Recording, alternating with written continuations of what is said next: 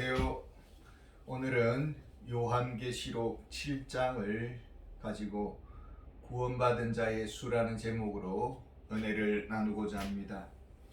6장에서 어린 양이 이 세상의 비밀인 인봉을 떼시는 장면이 나옵니다. 6번째 인봉을 떼실 때는 거의 우주적 종말의 바람이 부는 것을 우리가 확인하게 되었습니다. 그러면서 17절에 질문이 던져집니다. 그들의 진노의 큰 날이 이르렀으니 누가 능히 서리요 하더라. 6장 17절 말씀입니다.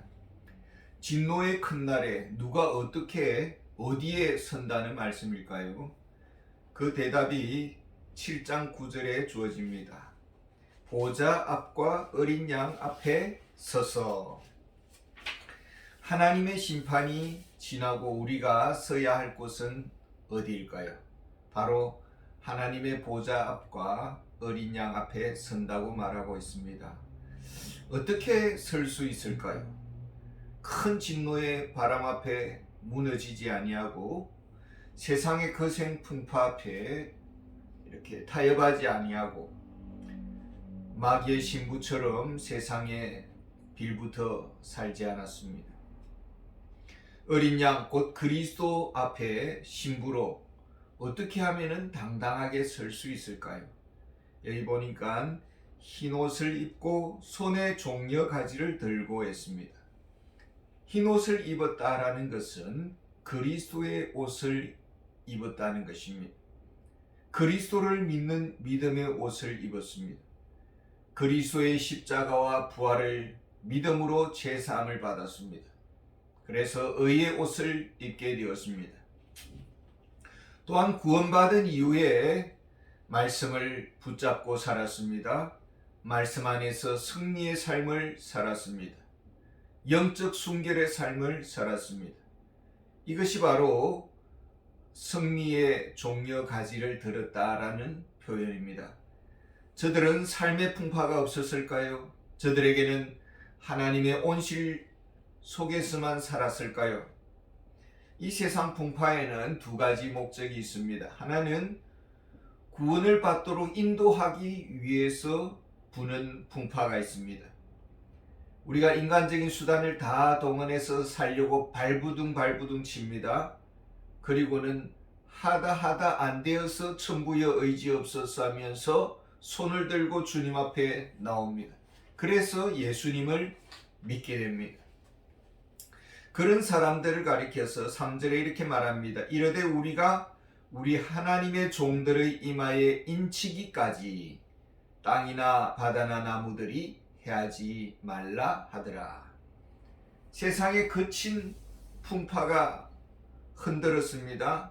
그러나 그 풍파의 목적에 있어서 하나님의 종들이 무너지지 아니하고 그 이마에 구원의 인침을 받기까지 이렇게 하나님께서 보호해 주셨습니다.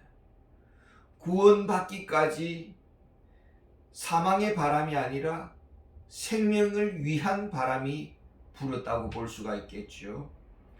구원받은 자들은 그래서 어떻게 찬양을 하고 있습니까? 10절에 보면은 구원하심이 하나님과 어린 양에게 있도다 이렇게 찬양을 합니다. 우리의 구원이 우리의 잘남에 있었던 것이 아니다라는 고백입니다. 오직 하나님의 사랑이었고 어린 양의 죽으심과 부활 때문이었습니다. 그리스도인에게 구원 이후의 바람이 있습니다. 우리가 그저 평안하고 성성장구하면은 내가 잘나서 그런 줄 압니다.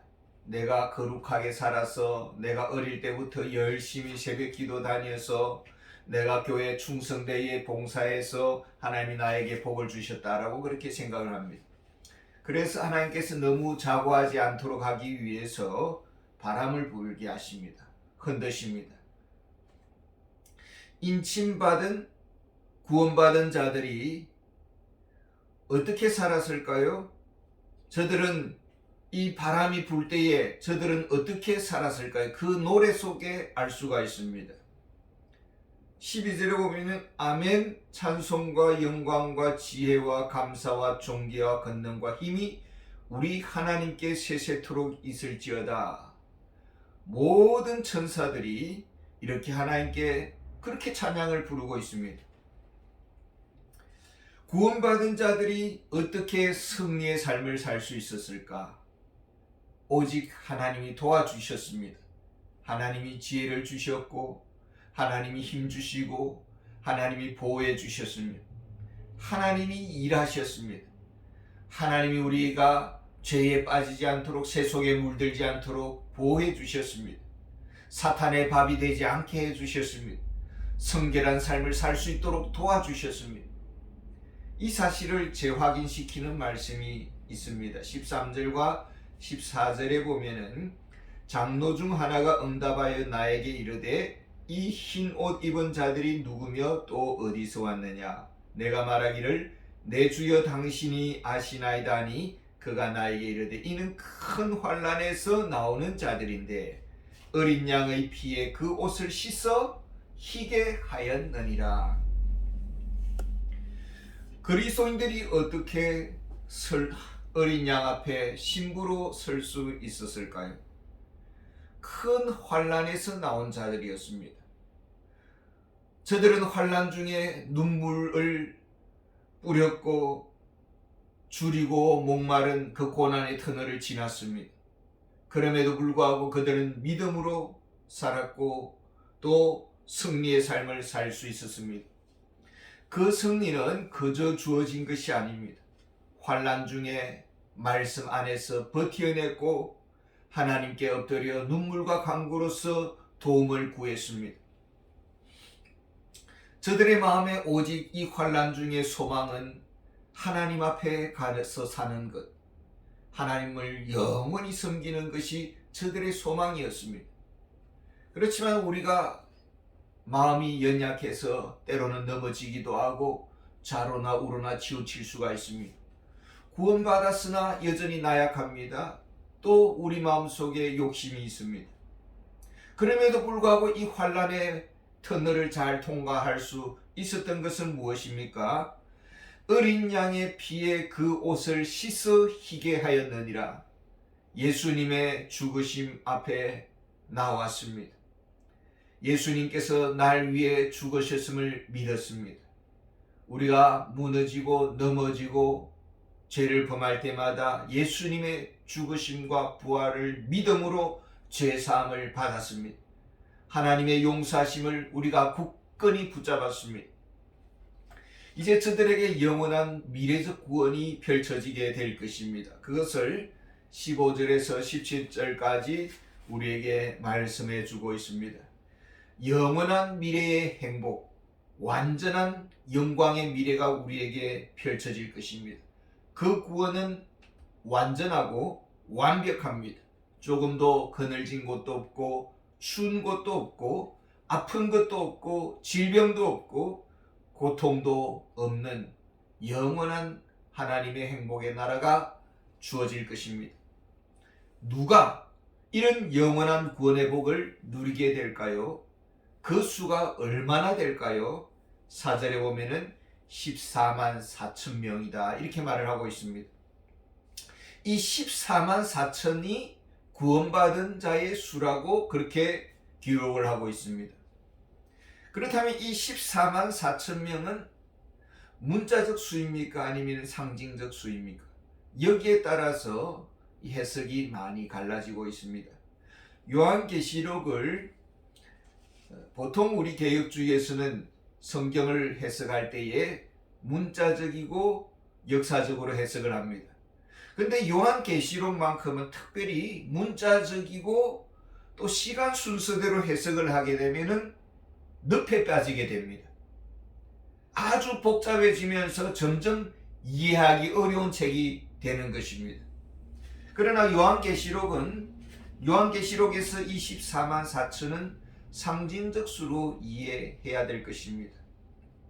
그래서 우리가 요한계시록은 특별히 그 의미에 초점을 두는 것이 필요합니다. 5절에서 8절까지는 이스라엘 12지파의 구원받은 자의 수가 나옵니다. 각 지파마다 이렇게 12,000명씩에서 구원받은 자의 수가 나옵니다. 대체로 우리 개혁주의 신학자들은 이렇게 풀이합니다.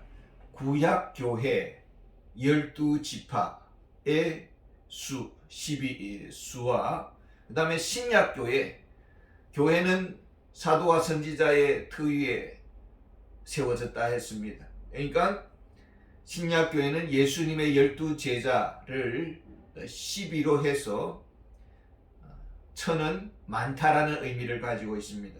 그래서 14만 4천 이렇게 됩니다. 구약 이스라엘 백성 구원받은 자의 수와 신약교회 구원받은 자의 수, 이렇게 12 곱하기 12 곱하기 그리고 천을 곱하는 것입니다. 그러면은 구약의 모든 축복을 이어받은 신약교회 구원받은 자의 수가 나옵니다. 그래서 14만 4천이라는 것은 구원받은 자의 수가 굉장히 많다라는 의미로 우리는 해석을 하는 것입니다.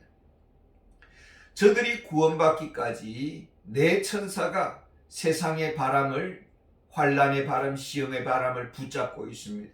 물론 악한 천사들은 저들이 구원받지 못하도록 온갖 환난의 바람을 불고자 했겠죠. 그러나 인침받은 자들은 하나님의 소유이기 때문에 하나님께서 개입하시고 천사들이 개입하셔서 한 사람도 빠짐없이 구원받도록, 하나님께서 택한 백성은 구원받도록 하신다라는 것입니다. 그래서 5절에서 8절까지 12지파의 구원받은 자의 수가 나옵니다. 그 수가 각각 12,000명입니다. 근데 이런 구원받은 자들이 받을 구약에 약속된 이 복을 똑같이 모두가 동일하게 복을 받을 것을 우리에게 그 수로서 말해주고 있습니다. 누구도 외외 없이 구원받은 자는 하나님의 복을 받은 자들입니다. 하늘의 복과 땅의 복을 받은 자들입니다. 저들은 예수님의 이름으로 하나님의 지혜, 하나님의 능력, 하나님의 힘을 늘 구하면서 이 풍파많은 세상을 하나님 의지하면서 살아갔던 자들이고, 그래서 그들은 그리스도의 신부로 어린 양 앞에 우뚝 서게 되는 것입니다. 그런 의미에서 요한계시록 7장은 환난 풍파 많은 세상에 사는 그리스도인들에게 위로의 말씀이고 소망을 주는 말씀이고, 잠시 시험이 찾아올 때마다 우리의 눈을 하늘로 응시하도록 만들어주는 말씀입니다. 우리가 이 세상 사는 동안 환난을 피할 수가 없습니다. 그러나 그 환난 중에도 우리의 시선을 하늘로 응시해야 됩니다. 하나님의 도우심만을 구해야 됩니다. 위로부터 주어지는 힘과 능력과 위로로 우리는 이 세상에서 전진해 나가고 세상 풍파를 헤쳐나갈 것입니다. 그래서 하나님 앞에 부끄러움이 없는 자들로 모두 서게 될 것입니다. 그리스도의 신부로서 깨끗한 웨딩드레스를 입고 어린 양 앞에 서게 될 날이 우리에게 있을 것입니다. 감사합니다.